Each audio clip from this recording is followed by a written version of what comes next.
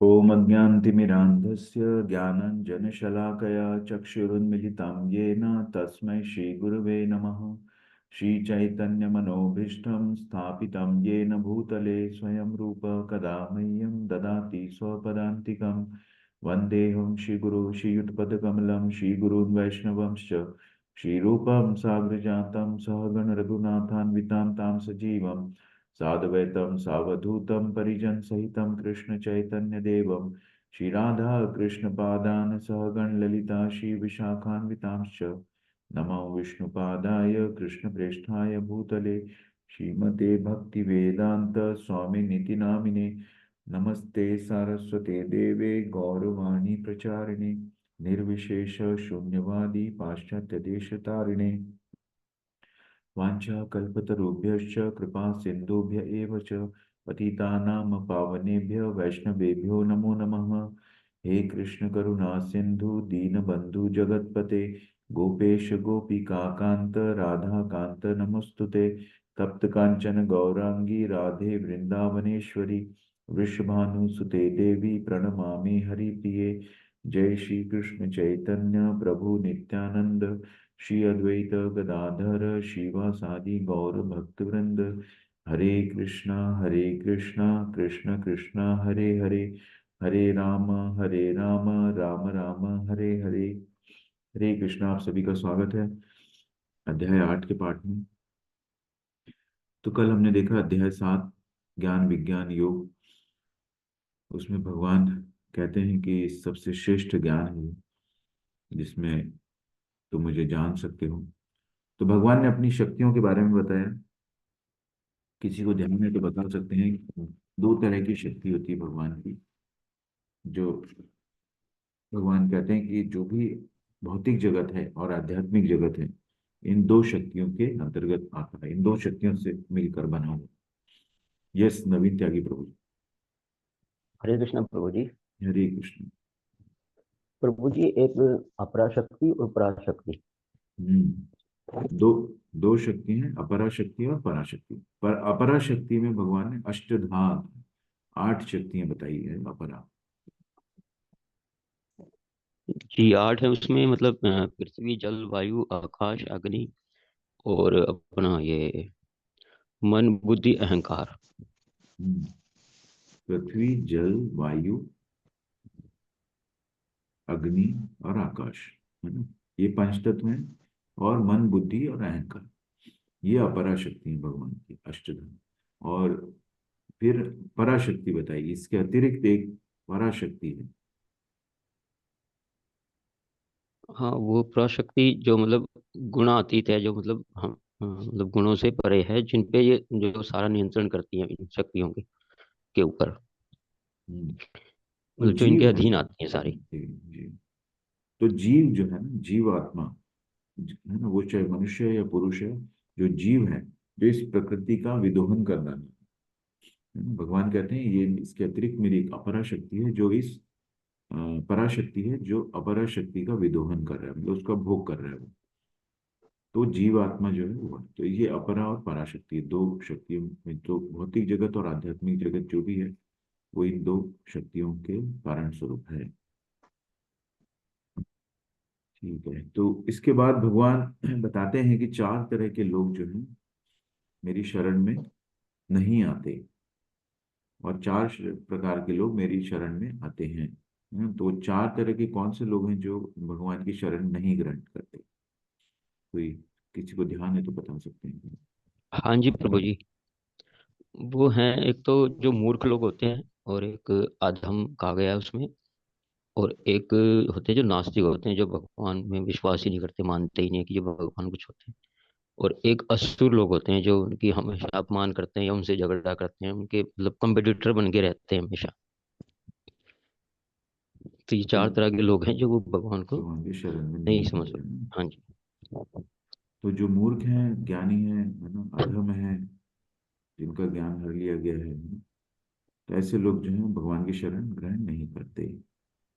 उसके बाद 4 जो हैं, 4 तरह के लोग भगवान की शरण ग्रहण करते। कोई और बताना चाहते हैं तो बता सकते हैं। अभिनव प्रभु जी, आप बताना चाहते हैं?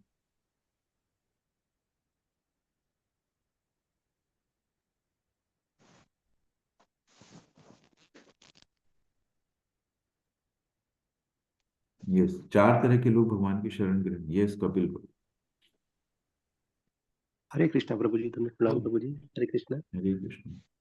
प्रभु जी, 4 लोग जो विश्वास रखते हैं वो है आर्त, जिज्ञासु, अर्थार्थी और ज्ञानी। हरे कृष्णा। 4 तरह के लोग होते हैं, आर्त, अर्थार्थी, जिज्ञासु और ज्ञानी। मेरा फोन आप देख रहे थे। मैं भी देखूं तो तो आर्त जो होता है, जो पीड़ित होता है, आर्त जो होता है वो पीड़ित होता है। अर्थार्थी जिसे धन की आवश्यकता होती है। और जिज्ञासु जो भगवान के बारे में जानना चाहता है। और ज्ञानी जो भगवान को, परम सत्य को जानता है और उनकी सेवा में लगा रहता है। फिर भगवान कहते हैं कि इन सब में मुझे जो ज्ञानी है वो प्रिय है, क्योंकि वो मैं उसे प्रिय हूं और वो मुझे प्रिय है। तो इस तरह से भगवान बताते हैं। चलिए आगे बढ़ते हैं। अक्षर ब्रह्म योग। अक्षर ब्रह्म, ब्रह्म कौन है? ब्रह्म आत्मा, हम ब्रह्म हैं। हमारे जो मूल स्वरूप है वो ब्रह्म है।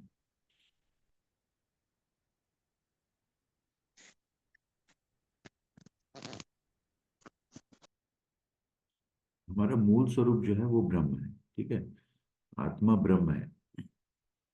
अक्षर ब्रह्म, जिसका कभी क्षय न हो। अक्षर मतलब जिसका कभी क्षय न हो, वो ब्रह्म के साथ। तो भगवान जो है पर ब्रह्म है ना, और हम ब्रह्म हैं। तो यहाँ पे अक्षर ब्रह्म मतलब पर ब्रह्म, भगवान से जुड़ने का योग। अक्षर ब्रह्म, इसका मतलब है भगवत प्राप्ति। पाठ का नाम है भगवत प्राप्ति। तो किस तरह से हम भगवान को प्राप्त कर सकते हैं वो भगवान अलग अलग तरीके से बताएंगे। तो हम इसको देखते हैं कि भगवान क्या करते हैं। तो हमने अध्याय 7 में देखा था कृष्ण के बारे में कि उनकी शक्तियों के बारे में जाना, ऊर्जाओं के बारे में जाना और भगवान को समर्पण। भगवान कहते हैं कि जो मेरी शरणागत हो जाते हैं वो इसे पार कर जाते हैं। भगवान कहते हैं कि मेरी दैवी शक्ति को पार कर पाना बहुत ही कठिन है, लेकिन जो मेरे शरणागत हो जाता है वो इसे सरलता से पार कर जाता है। देवी देवताओं के बारे में पढ़ा और भक्ति के बारे में। अर्जुन उवाच किं तद् ब्रह्म किम अध्यात्मं किं कर्म पुरुषोत्तम अधिभूतम च किं प्रोक्तम अधिदैवम किम उच्यते। अर्जुन ने कहा, हे भगवान, हे पुरुषोत्तम, ब्रह्म क्या है, आत्मा क्या है, सकाम कर्म क्या है, या भौतिक जगत क्या है, तथा देवता क्या है। कृपा करके यह सब मुझे बताइए। अर्जुन ने, देखिए, पहले एक एक क्वेश्चन पूछते थे। अभी अर्जुन ने रैपिड फायर राउंड समझते हैं ना आप लोग। रैपिड फायर राउंड में ब्रह्म क्या है, आत्मा क्या है, सकाम कर्म क्या है, ये भौतिक जगत क्या है, तथा देवता क्या है।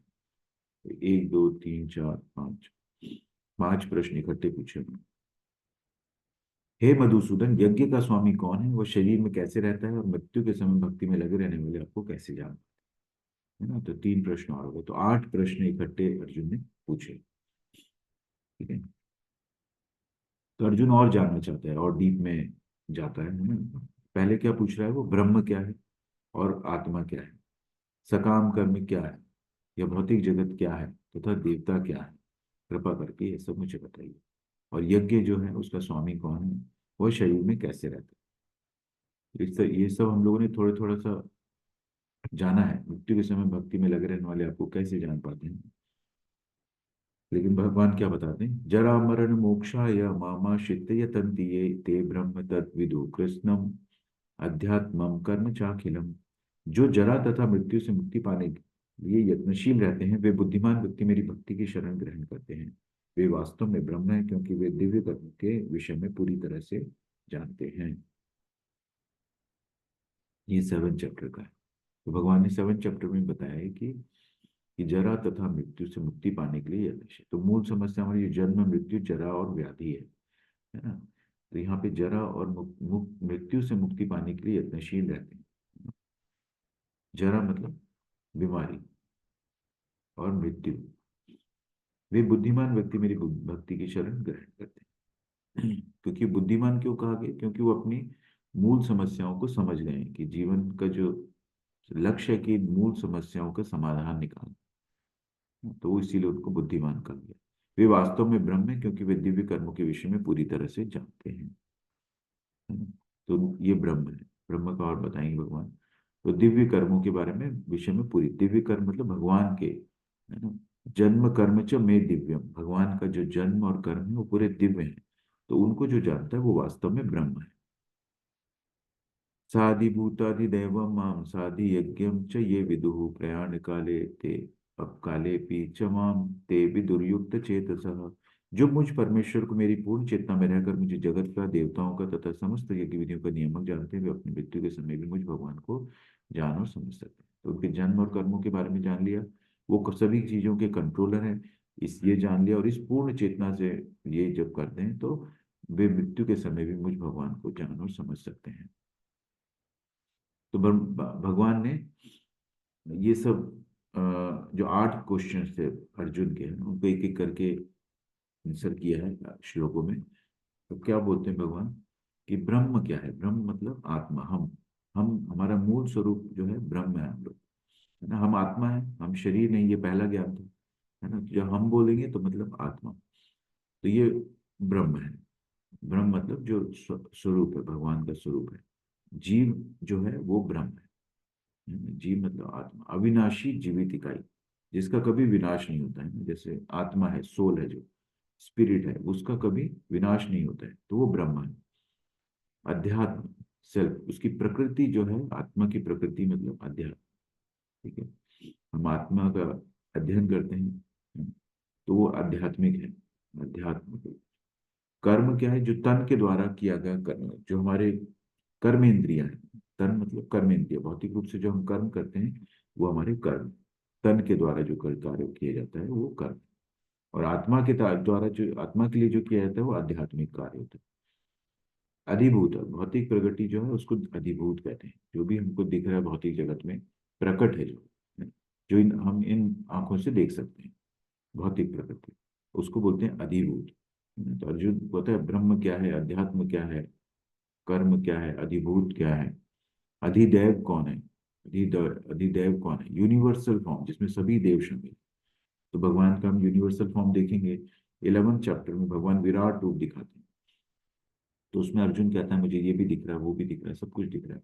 तो उसमें देवता भी दिखेंगे, उनको सब देवी देवता भी दिखते हैं सामने। तो भगवान का जो रूप है उसमें सब कुछ शामिल हो जाता है, सभी देव भी शामिल हो जाते हैं, जो भी देवी देवता है। अधियज्ञ, अधियज्ञ कौन है? मतलब त्याग, भोक्ता कौन है, यज्ञ का भोग, यज्ञ का स्वामी कौन है? अर्जुन कहता है, पूछता है। तो परमात्मा जो है, जो हमारे हृदय में विष्णु रूप में रहते हैं। विष्णु मतलब नारायण रूप, जो चतुर्भुज जो होता है। परमात्मा रूप हमने देखा 3 तरह से अनुभूति होती है भगवान की। पहली ब्रह्म ज्योति होती है, दूसरा परमात्मा। परमात्मा मतलब भगवान का चतुर्भुज, जो हमारे हृदय में जिस रूप में भगवान रहते हैं, है ना। तो वो यज्ञ के स्वामी है। तो जब हम अर्पित करते हैं तो यज्ञ के स्वामी को अर्पित करते हैं, विष्णु को, विष्णु के लिए यज्ञ करते हैं। परमात्मा कहाँ रहता है? सभी के दिल में। मृत्यु के समय हृदय कृष्ण को कैसे याद किया जाए? जीवन भर स्मरण का अभ्यास करके, है ना। तो ये बहुत जरूरी है, भगवान ऐसे ही याद नहीं आते हैं। हम देखेंगे कई लोग अंतिम समय में भी उनको अपनी प्रॉपर्टी की चिंता रहती है, परिवार की चिंता रहती है। भगवान को याद करना इतना आसान नहीं है। लोग सोचते हैं कि हम सब कुछ जीवन भर कुछ भी करेंगे और लास्ट में भगवान को याद कर लेंगे तो हमारी मुक्ति हो जाएगी। लेकिन ये मुक्ति, ये याद आना बहुत मुश्किल है। भगवान को अंत समय में याद कर पाना बहुत ही मुश्किल होता है, क्योंकि वो ऐसे विचार आते हैं, जो जिन विचारों में वो रहता है, जिस भाव में रहता है, वही भाव उसको आते हैं, विचार आते हैं। तो भगवान को मृत्यु के समय याद कर पाना बहुत मुश्किल है। इसलिए भगवान कह रहे हैं कि जीवन भर स्मरण का अभ्यास करते हैं, प्रैक्टिस करना पड़ती है ना। रोज भगवान का नाम लेते हैं, तब हमको भगवान वो याद आएंगे अंत समय में, और तब हम भगवान को प्राप्त कर पाएंगे। तो इस तरह से 8 क्वेश्चन भगवान से पूछे अर्जुन ने, और 8 के भगवान ने उसको उत्तर दिए। श्री भगवान उवाच अक्षरं ब्रह्म परमं स्वभावो अध्यात्म उच्यते अल्प भावोद्भव करो विसर्ग कर्म संगितः। भगवान ने कहा अविनाशी और दिव्य जीव ब्रह्म कहलाते हैं, उसका नित्य स्वभाव अध्यात्म या आत्म कहलाता है। जीवों के भौतिक शरीर से संबंधित गतिविधि कर्म या सकाम कर्म कहलाती है। तो ये जो जीव है, जो अविनाशी है, हम, हमारे जो मूल स्वरूप है, हम आत्मा है, हमारे अंदर जो सोल है अविनाशी और दिव्य जीव है, उसको ब्रह्म कहते हैं। और उसका स्वभाव आत्मा है, और शरीर से संबंधित जो कार्य है उनको कर्म या सकाम कर्म कहते हैं।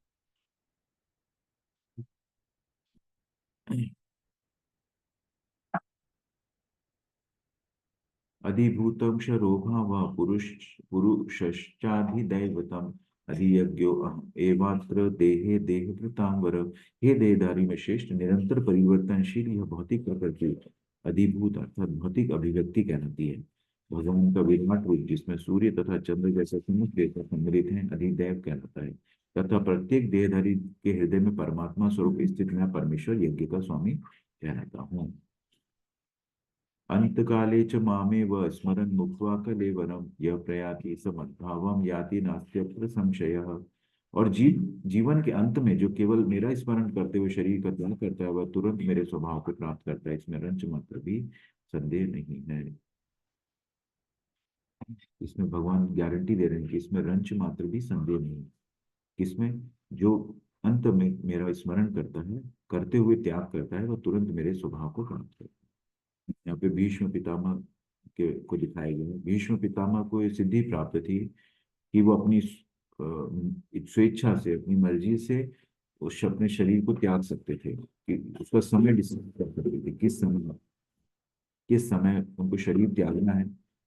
तो जब वो मृत्यु शैया पे थे, जब उनके शरीर में महाभारत के युद्ध में उनके शरीर में बहुत सारे तीर लग गए ना, तीर लग गए थे और तीरों की शैया पे वो लेटे हुए थे, लेकिन वो किसका इंतजार कर रहे थे कि कृष्ण आएंगे।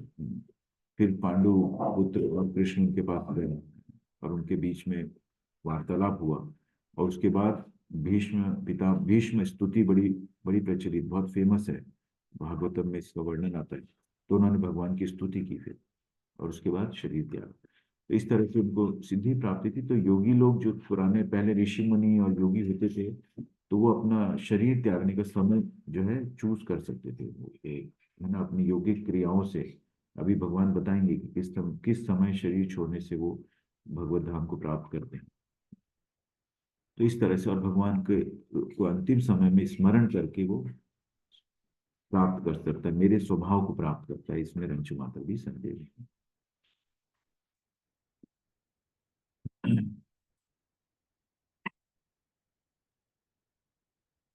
अहानि अहानि भूतानि गच्छन्ति भद्रमालयम् तेषाः स्थावरम् इच्छन्ति किम आश्चर्यम अतः परम। सैकड़ों और हजारों जीवित संस्थाएं हर पल मौत से मिलती है, लेकिन फिर भी एक मूर्खतापूर्ण जीवन जीने वाला खुद को मृत्युहीन समझता है और मृत्यु के लिए तैयार नहीं होता। यह इस दुनिया के लिए सबसे अद्भुत चीज है। तो मृत्यु एक सत्य है, मृत्यु सत्य, मृत्यु पे विजय नहीं पा पाए हम लोग।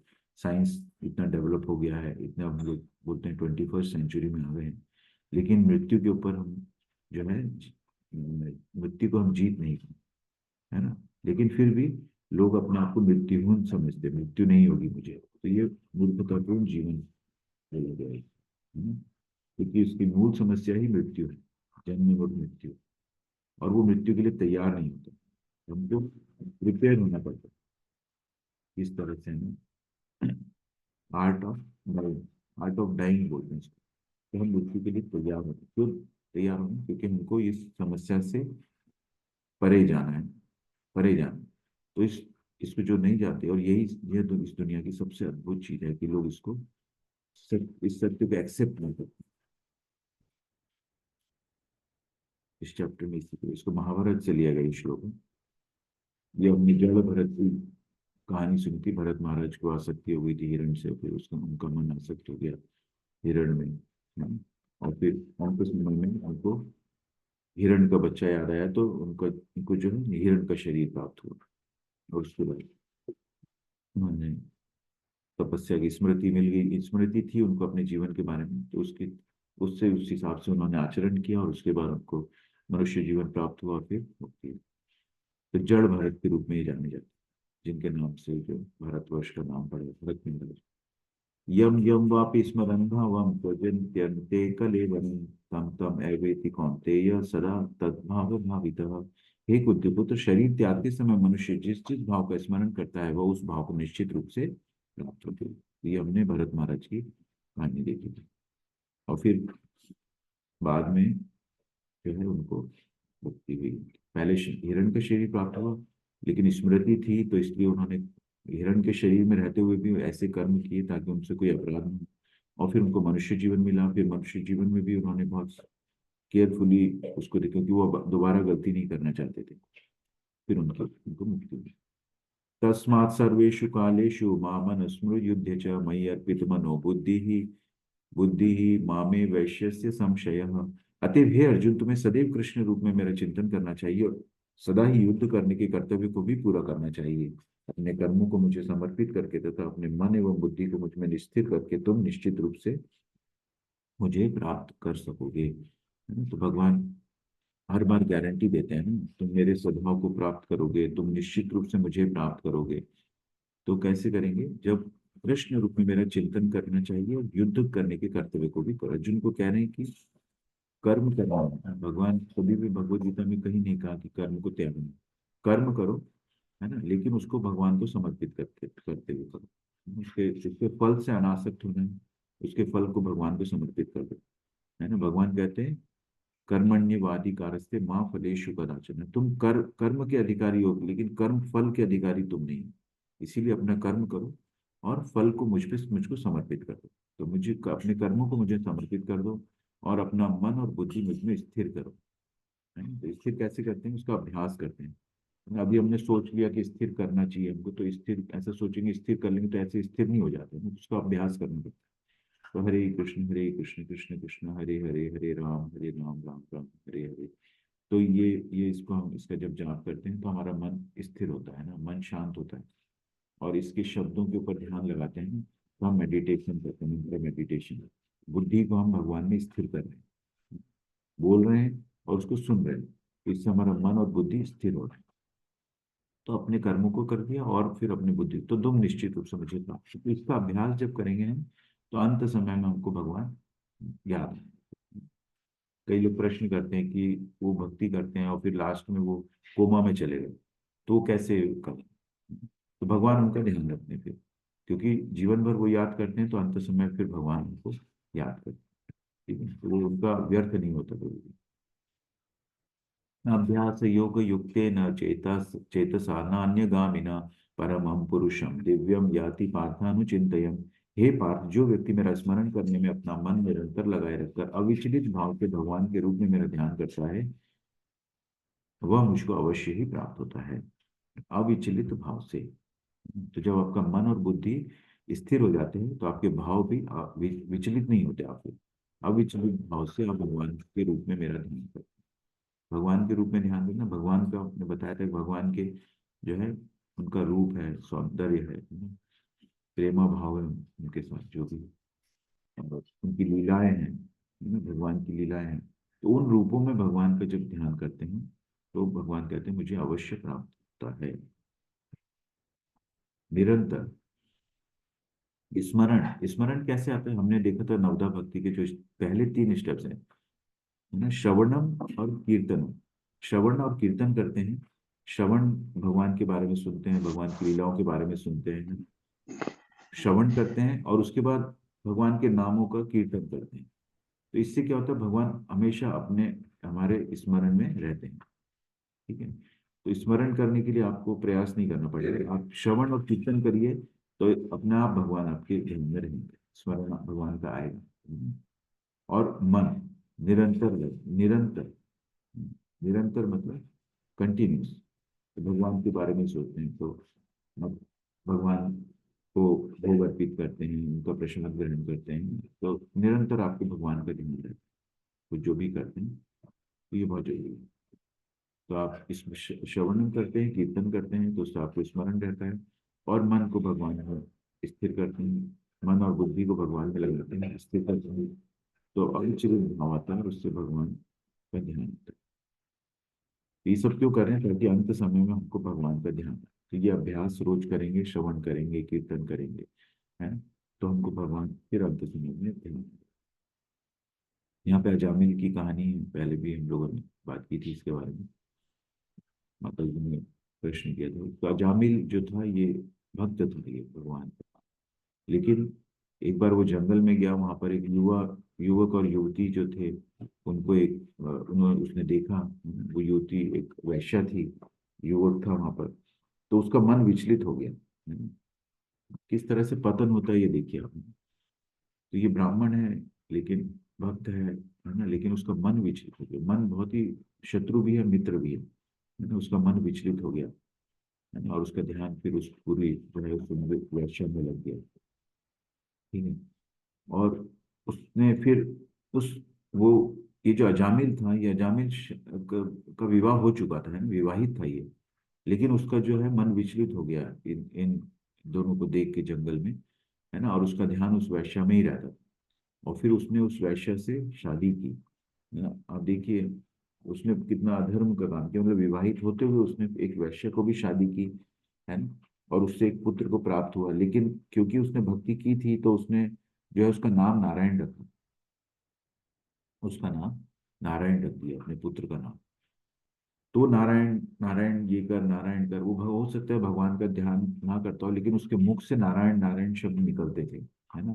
नारायण ये कर दे, नारायण वो ला दे, नारायण ये खा ले, है ना। तो उसके पुत्र का हमेशा ध्यान रहता था। वो भले ही नारायण रूप में रहे, लेकिन मुख से नारायण का नाम निकलता था।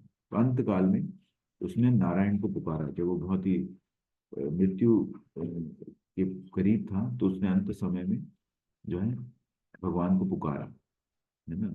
वो भले ही ध्यान नहीं था, लेकिन नारायण मुख से निकला, है ना। भगवान का नाम और नारायण में कोई फर्क नहीं, भगवान में और भगवान के नाम में कोई फर्क नहीं है। तो जब नारायण न शब्द निकला तो मृत्यु के समय उसको यमदूत लेने आए, है ना, यमदूत आते हैं लेने।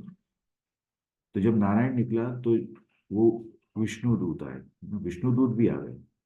नारायण का नाम से विष्णु दूत भी आ गए, यमदूत भी वहां पर है ना। अब यमदूत जब आते हैं तो वो यमदूत मतलब यमराज के जो दूत होते हैं, है ना? तो वो ले ले जा रहे हैं, यहाँ पे विष्णु दूत आ गए। उन्होंने उसको उसको रोक दिया, है ना। तो जो जो वैष्णव होते हैं उनको ये जो विष्णु दूत लेने आते हैं। तो यहाँ पर उनके बीच में काफी जो है काफी विवाद हुआ। यमदूत तो जब आते हैं तो खाली हाथ नहीं जाते हैं। ये पहला इंसिडेंट ऐसा था कि जब उन्होंने विष्णु दूत ने उनको रोका, है ना। तो इनके बीच में काफी विवाद हुए, है ना, काफी इनके बीच में वार्तालाप हुआ, हाँ, युद्ध भी हुआ देखिए, है ना। और फिर उस विवाद में काफी ज्ञान की बातें हुई। विष्णु दूतों ने उनको समझ दिया। उसके बाद वो ले जाने नहीं दिया उनको, अजैमिल को। और अजैमिल को विष्णु दूत अपने साथ लेके गए, है ना।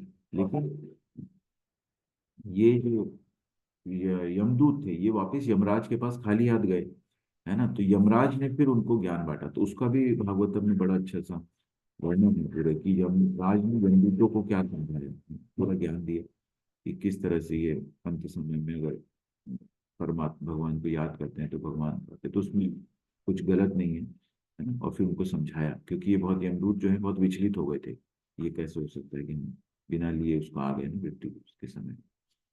तो इस तरह से अजामिल को जो है फिर अजामिल किन को लेके गए और उसको मुक्ति मिली।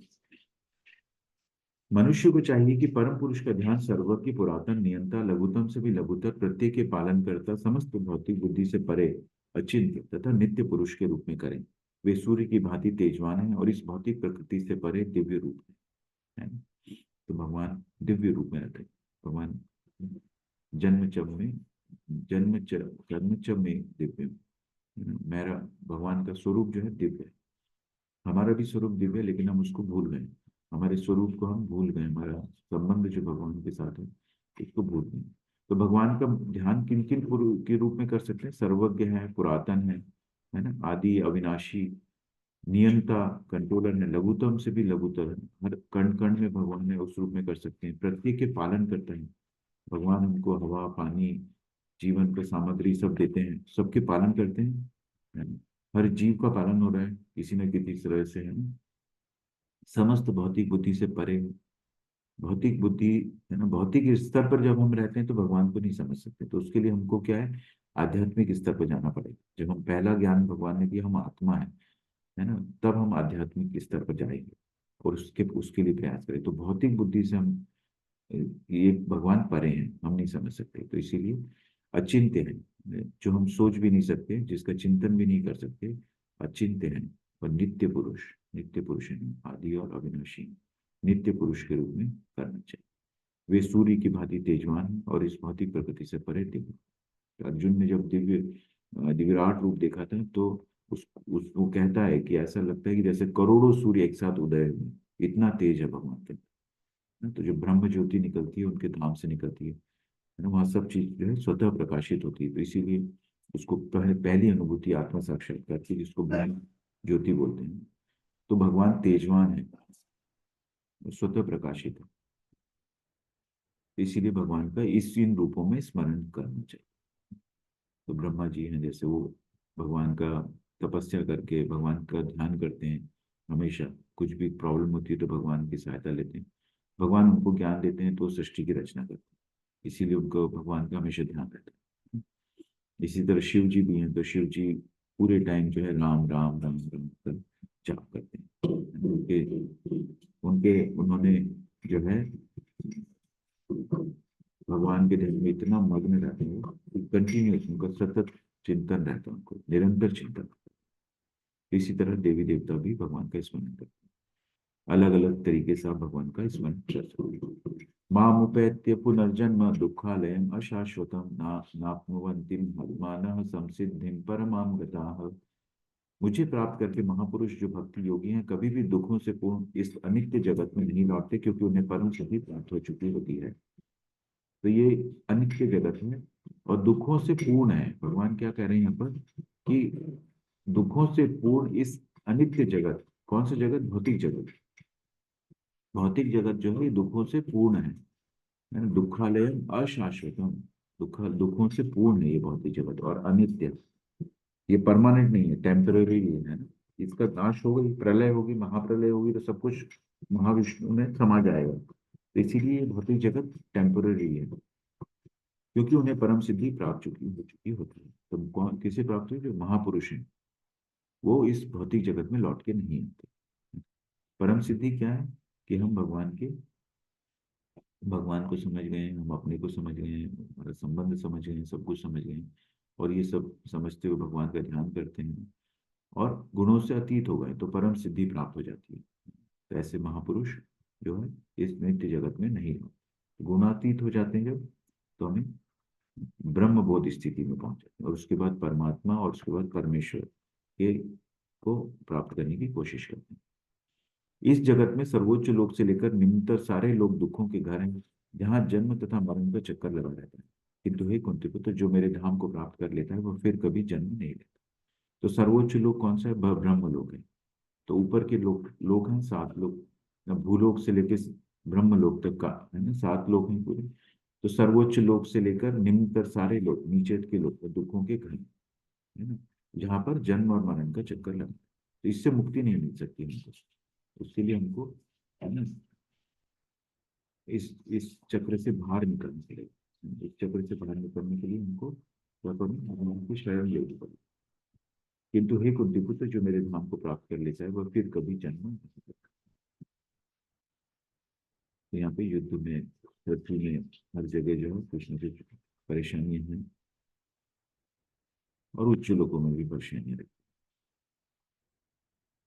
मानव गणना के अनुसार ब्रह्मा के एक दिन की अवधि 864 करोड़ वर्ष है। ठीक है, हमारे हमारे समय के हिसाब से ना, मनुष्य जीवन के हिसाब से मानव गणना के द्वारा ब्रह्मा का जो एक दिन है वो 864 करोड़ वर्ष का है। और इतने ही ब्रह्मा की फिर रात्रि भी होती है, इसको डबल कर देते हैं। जब ब्रह्मा का दिन प्रकट होता है, जीवों की यह भीड़ अस्तित्व में आती है और ब्रह्मा की रात के आगमन पर उनका सर्वनाश हो जाता है ना। तो जब ब्रह्मा जी सो जाते हैं तो ये पूरा प्रलय आ जाता है, वो वापस सब कुछ समाप्त हो जाता है। फिर वो उठते हैं तो फिर से सृष्टि होती है ना। बार बार दिन आता है और प्राणियों का यह मेजबान सक्रिय होता है, फिर से रात गिरती है, हे पार्थ वे असहाय रूप से भूल जाते हैं।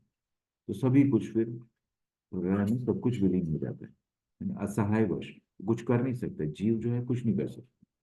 ये साइकिल है, ब्रह्मा जी एक साइकिल है, कुछ नहीं कर सकता। वो अपनी साइकिल को ही कुछ नहीं कर सकता, तो ब्रह्मा जी की साइकिल में तो पूरा सब कुछ विलय हो जाता है। ठीक है, इसके अतिरिक्त एक अन्य अव्यय प्रकृति है जो शाश्वत है और इस व्यक्त तथा अव्यक्त पदार्थ से परे है। यह परा अर्थात श्रेष्ठ और कभी ना नाश होने वाली है। जब इस संसार का सब कुछ लय हो जाता है तब भी उसका नाश नहीं होता। तो किसका नाश नहीं होता है ना? पराशक्ति। पराशक्ति कौन? जीव है ना, आत्मा जो है परा, जिसका कभी नाश नहीं होता है ना, वो सब कुछ जो है भगवान में समा गया, है ना। और वो एज इट इज जब प्रकट होता है तो अपने कर्मों के हिसाब से वापस से वो फिर अपना जीवन प्राप्त करता है ना। तो उसका नाश नहीं होता कभी। जो अव्यय प्रकृति है, जो शाश्वत है, इस व्यक्त तथा अव्यक्त पदार्थ से परे है। ठीक है, जो व्यक्त हो रहा है ये पदार्थ, है ना, मटेरियलिस्टिक चीज से परे है ना। प्रवंश है भगवान का, और भगवान के धाम में जो कुछ भी है वो सब शाश्वत है। ये गोलोक, गोलोक चार्ट है। तो इसका पीडीएफ आप लोगों से शेयर करेंगे तो इसको स्टडी कीजिए ना, यहाँ पर ये सब बताया गया है। तो यहाँ पर जो है नीचे जो गर्भोदक्षाई विष्णु है ना, गर्भोदक्षाई विष्णु है जो सागर में लेटे हुए हैं। और इस यहाँ से ब्रह्मा जी निकले हैं, यहाँ ब्रह्मलोक है। ठीक है, यहाँ पे ये नीचे के लोग हैं, यहाँ पे भूलोक है बीच में। भूलोक है, ऊपर के लोकों में स्वर्ग लोक, ब्रह्मलोक, ये सब आता है ना। और नीचे नरक लोक, पाताल लोक, ऐसे ये सब लोकों के नाम यहाँ पे दिए हुए। तो इसको स्टडी कीजिए, कहाँ पे है, अलग अलग देवी देवता यहाँ पे कहाँ पे आते हैं, उनके लोग कहाँ पे आते हैं, यहाँ पर ये दिखाया गया है। यहाँ पर ये विष्णु है, विष्णु से सब देखिए ब्रह्मांड निकल रहे हैं, और ये सागर में तैरते रहते हैं। फिर इनके अंदर जो महत तत्व है, ये महत तत्व, जैसे ये बादल दिखा रहे हैं, महत तत्व वो सामग्री होती है जिससे सब कुछ बन सकता है। तो ब्रह्मा जी जब महत तत्व, ओ सॉरी, विष्णु उसमें दृष्टिपात करते हैं महत तत्व में, तो उसमें एकदम से जीवन आता है, जीवन आता है। तो भगवान जब दृष्टिपात करते हैं तो जीवन आता है। इसको समग्र बोलते हैं ना, महत तत्व। तो इस तरह से ये इस चार्ट को आप करिए, बहुत इंटरेस्टिंग चार्ट है। तो इससे पूरा हमारे को ये मैप है ना। ऊपर गोलोक वृंदावन है, यहाँ पर ये भगवान का धाम है। गोलोक वृंदावन सबसे ऊपर ये लिखा हुआ है यहाँ पे, गोलोक, गोलोक है। तो यहाँ तक ये भगवान है, ठीक है ना, वैकुंठ धाम, उसके बाद गोलोक वृंदावन, जहाँ भगवान की नित्य लीलाएं चलती हैं। ये बहुत ही इंटरेस्टिंग चार्ट है, जहाँ भगवान की लीलाएं चलती हैं, उनकी गोलोक वृंदावन के बारे में यहाँ दिखाया गया है, नित्य लीलाएं। भगवान ने जो वृंदावन में लीलाएं की, वही लीलाएं उनके गोलोक धाम में। तो देवी देवता इन लीलाओं को देखने के लिए बड़े आतुर रहते हैं, है ना। तो जब भगवान वृंदावन में अवतरित हुए थे, मथुरा में अवतरित हुए थे और वृंदावन में लीलाएं की थी उन्होंने, तो शिव जी भी आए। जब उन्हें पता चला कि नीचे आए, तो शिव जी भी उनकी लीलाओं को देखने के लिए आए, है ना। तो एक बार तो जब वो नंद गांव में थे, भगवान छोटे से थे, तो उनके दर्शन करना चाहते थे शिव जी।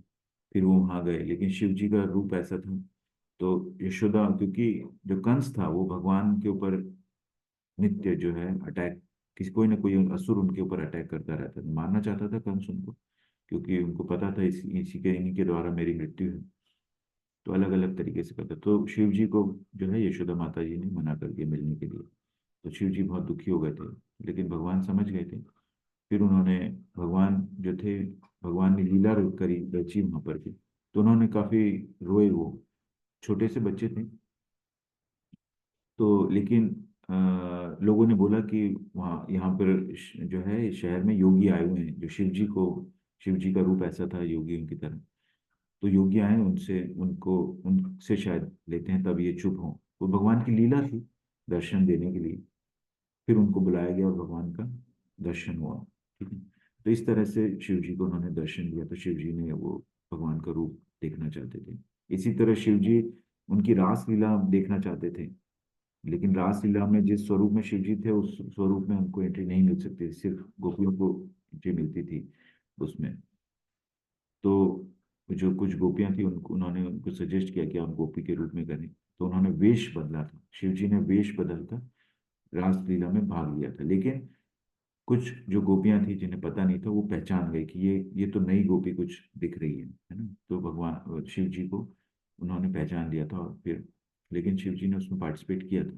तो वृंदावन में आप जाते हैं तो वहां पर शिव जी का एक इकलौता मंदिर है जिसमें स्त्री रूप में उनका विग्रह है। तो इस तरह से शिव जी और देवी देवता भी लालायित रहते हैं भगवान की लीलाओं को देखने में।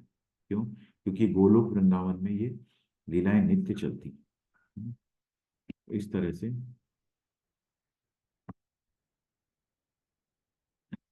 ये मुकुंद माला स्तोत्रम है, इन्होंने लिखा है, किंग कुलशेखर ने लिखा है।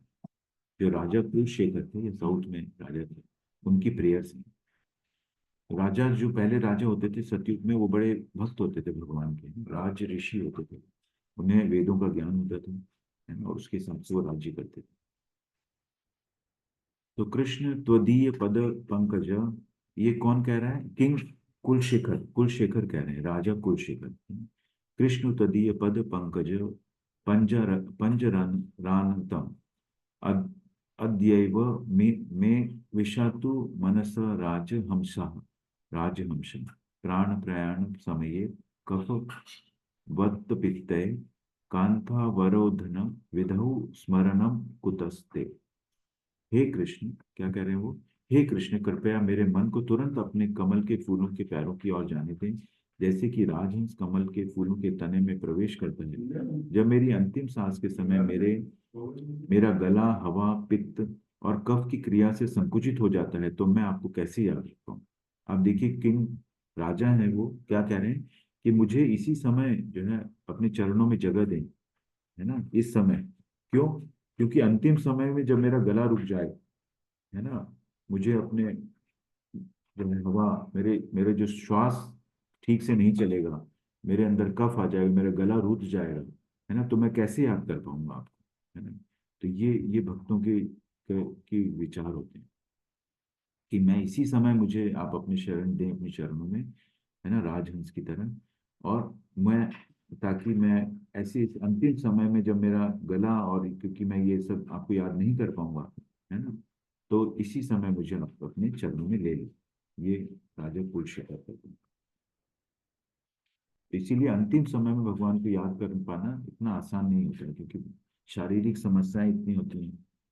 तो एक हम भगवान को याद करेंगे कि अपने शरीर की समस्याओं से हो जाएंगे। वेदेषु यज्ञेषु तपसु चैव दानेषु यत् पुण्यफलं प्रदिष्टम् अत्येति तत्सर्वमिदं विदित्वा योगी परम स्थानम उपैति चाद्यम। जो व्यक्ति भक्ति मार्ग स्वीकार करता है, वह वेदाध्ययन, तपस्या, दान, दार्शनिक तथा सकाम कर्म से प्राप्त होने वाले फलों से वंचित नहीं होता। वह मात्र भक्ति संपन्न करके इन समस्त फलों की प्राप्ति करता है, अंत में परम नित्य धाम को प्राप्त होता है। तो भगवान कह रहे हैं कि भक्ति मार्ग, हमने देखा था, भक्ति मार्ग सबसे ऊपर, सब योग जो है वो भक्ति योग की तरफ लेके जाते हैं ना सब, क्योंकि भक्ति योग सबसे ऊपर है।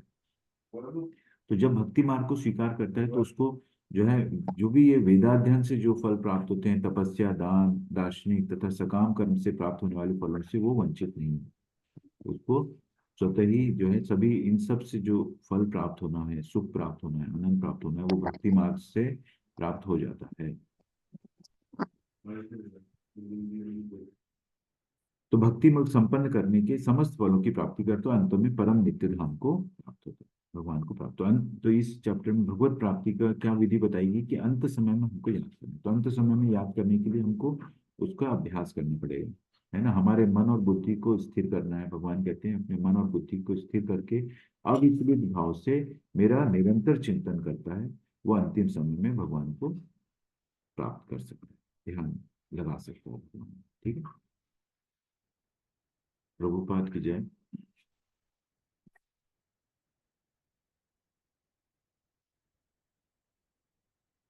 कृष्ण भावनामृत की विशेषता यह है कि मनुष्य एक ही झटके में भक्ति करने के कारण मनुष्य जीवन के विभिन्न आश्रमों के अनुष्ठानों को पार कर देते हैं।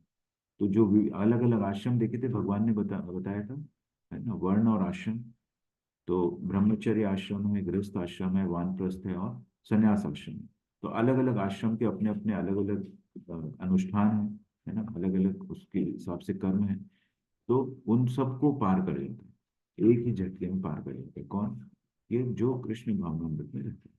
भक्तों की संगति आवश्यक है। भक्तों की संगति मतलब एसोसिएशन। जब हम एसोसिएशन करते हैं, तो हमें हमें जो करना है, क्या करना है हमको, कि मन और बुद्धि को स्थिर करना है, भगवान में ध्यान लगना है। तो ये एसोसिएशन जब करते हैं, तो ये सब कुछ अपने आप ही होता है ना। 7वें से लेकर 12वें तक के अध्याय भगवद गीता के सार रूप हैं। क्यों सार रूप है? ये भक्ति भक्ति योग है पूरा। 7वें से लेकर 12 तक पूरा भक्ति योग है। तो और भक्ति भगवद गीता का जो उद्देश्य क्या है? भगवत प्राप्ति करना है, तो भक्ति योग है, तो इसलिए उसको सार बोला। प्रथम 6 अध्याय तथा अंतिम 6 अध्याय मध्यवर्ती 6 अध्यायों के आवरण प्राप्त है। आवरण मतलब इसके कवर, कवर को बोलते हैं आवरण। तो कर्म योग और ज्ञान योग से भक्ति योग को बीच में कवर कर रखा है भगवान ने इसको, जिनकी सुरक्षा भगवान करते हैं। यदि कोई गीता के इन 6 अध्यायों को भक्त की संगति में भली भांति समझ लेता है तो उसका जीवन समस्त तपस्याओं, यज्ञों, दान, चिंतनों को पार करके महिमा मंडित हो उठेगा, क्योंकि केवल कृष्ण भावनावृत्ति के द्वारा उससे इतने कर्मों का फल प्राप्त हो जाता है। तो कैसे करना है? भक्त के संगति में, भक्त इन अध्यायों को भक्त की संगति में समझना। तो अभी हम प्रभुपाद की संगति में इसको समझ रहे हैं, है ना। तो शुद्ध भक्त की संगति में हम समझते हैं तो उसका जीवन जो है इन सब चीजों से महिमा मंडित पार हो जाएगा, समस्त तपस्याओं, यज्ञ, दान, चिंतनों को पार करके महिमा मंडित हो उठेगा, है ना? क्योंकि इतने कर्मों का फल प्राप्त हो जाता है कृष्ण भगवान के द्वारा। जिसे भगवत गीता में तनिक भी श्रद्धा नहीं है उसे किसी भक्त से भगवत गीता समझनी चाहिए, मनोधर्मियों से नहीं। ये बहुत ही इंपॉर्टेंट है, क्योंकि आजकल बहुत सारे जो मोटिवेशनल स्पीकर्स हैं, आचार्य हैं, सेल्फ डिक्लेयर्ड आचार्य जो हैं, वो अपने स्पेकुलेशन करते हैं। मनोधर्म मतलब स्पेकुलेशन, ऐसा भगवान ने कहा होगा, है ना, ऐसा सोचते हैं वो। लेकिन यहाँ जो भगवत गीता में भगवान कह रहे हैं, है ना, वहाँ वो नहीं बता पाते हैं।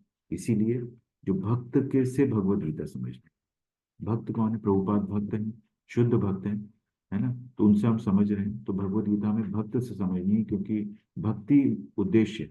तो भक्ति कौन समझा पाएगा? भक्त समझा पाएगा, मनोधर्मी नहीं समझा पाएगा। विद्वान है, इसने बहुत वेदों का अध्ययन किया है और वो अपने हिसाब से बता रहा है कि भगवत गीता में भगवान ने ये कहा है, इसका मतलब ये होता है, और बहुत ही तोड़ मरोड़ करके भगवत गीता को पेश करते हैं और बहुत सारे लोग फॉलो करते हैं उनको। ये बहुत बड़ी चिंता का विषय है कि स्पेशली यूथ जो है आंख बंद करके उनको फॉलो करते हैं और बाद में एथिस्ट हो जाता है, नास्तिक हो जाता है और प्राउडली कहता है मैं आई एम एथिस्ट, मैं एथिस्ट हूँ, उसको गर्व होता है बड़ा, लेकिन मूर्ख है वो। तो इसीलिए इन आचार्यों से हमको बच के रहना चाहिए, शुद्ध भक्त से भगवत गीता समझनी। तो इस तरह से भगवान ने अलग अलग अर्जुन के 8 सवालों के जवाब दिए। मृत्यु के समय कैसे याद करना है, योग मिश्रित भक्ति करना है, भगवान को को निरंतर मन और चित्त को स्थिर करके भगवान को ध्यान करना है, तो ये योग है, अभ्यास करना पड़ेगा। शुद्ध भक्त द्वारा समझना है, भौतिक दुनिया, आध्यात्मिक दुनिया को समझना है, समझना है ना। कृष्ण प्राप्ति में शुद्ध भक्ति का वर्चस्व। हरे कृष्ण कृष्ण कृष्ण हरे हरे, हरे राम राम राम हरे। तो ये यही इस जीवन का जो है महामंत्र है, इसको महामंत्र बोलते हैं। इसी से हमारा उद्धार हो सकता है। वांछा कल्पतरुभ्यश्च कृपा सिंधुभ्य एव च पतितानां पावनेभ्यः वैष्णवेभ्यो नमो नमः। अनंत कोटि वैष्णव वृंद की जय, श्री प्रभुपाद की जय, नामाचार्य हरिदास ठाकुर की जय, उपस्थित भक्त जनों की जय।